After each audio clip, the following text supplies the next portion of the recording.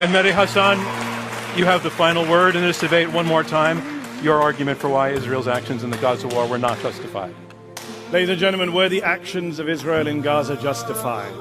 Look, the argument is pretty simple tonight and pretty hypocritical from Eylon. What we've heard tonight is that nothing justifies October the 7th, but October the 7th justifies everything. Well, I'm here tonight to tell you, no, October the 7th does not justify everything. It does not justify the suffering in Gaza. It does not justify the killing of kids in Gaza. It does not justify the starvation in Gaza. It does not justify the rape and torture of Palestinian detainees, which Eylon refused to condemn tonight. It does not justify any of that. It doesn't justify the tearing up of the Geneva Conventions, the defiance of international law and the ICC and our own Leahy law. Yes, October the 7th was a war crime, but the response to a war crime is not to commit your own series of war crimes on an epic scale. 33 times as many people killed since October the 7th as were killed on October the 7th. And I'll say this to you, look, very, very clearly, if you support this motion tonight, you are opening the gates of hell.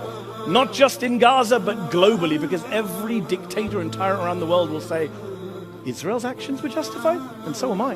Putin, Assad, Kim, they'll all say, Israel killed kids. Israel killed aid workers. Israel killed journalists. So can we. And I will be very clear. I will be very clear with you tonight. If you are here tonight, ladies and gents, if you're here tonight to defend what Israel's done, knowing full well what Israel has done, if you're defending the human suffering in Gaza, the amputation of little kids, if you're doing that in full knowledge, then you're not just here to defend the indefensible or justify the unjustifiable. I'm sorry, you're a sociopath. And I will say to you,